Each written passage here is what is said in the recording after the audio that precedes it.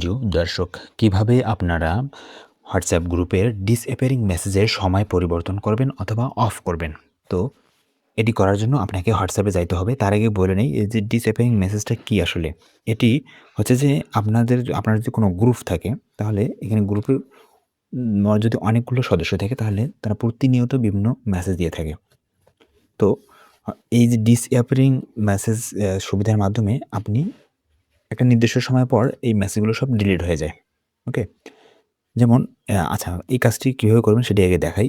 এটি সময়টা কীভাবে পরিবর্তন করবেন।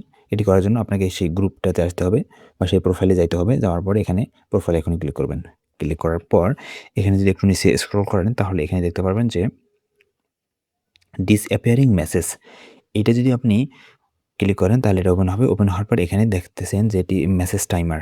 এখানে 4টে সময় দেখা যাচ্ছে। ৩টা, একটা হচ্ছে 24 আওয়ার, একটা হচ্ছে 7 আওয়ার, একটা হচ্ছে 90 ডেজ। আর এর শেষে আছে অফ। এখন এটা যদি আপনি 24 আওয়ার চালু রাখেন তাহলে 24 ঘন্টা হওয়ার পর মানে 24 ঘন্টা আগের যে মেসেজগুলো সবগুলো কী হয়ে যাবে? ডিলিট হয়ে যাবে। আবার আপনি যদি 7 দিন করে রাখেন তাহলে 7 দিন পর্যন্ত মেসেজগুলো থাকবে। তারপর 7 দিনের পর পার হইলেই সেই মেসেজগুলো কী হয়ে যাবে? সব ডিলিট হয়ে যাবে। একইভাবে সেটাকে আপনি 90 দিন করতে পারেন। আবার আপনি যদি না চান এরকম না সময়, তাহলে আপনি সেটাকে কি রাখতে পারেন? অফ রাখতে পারেন।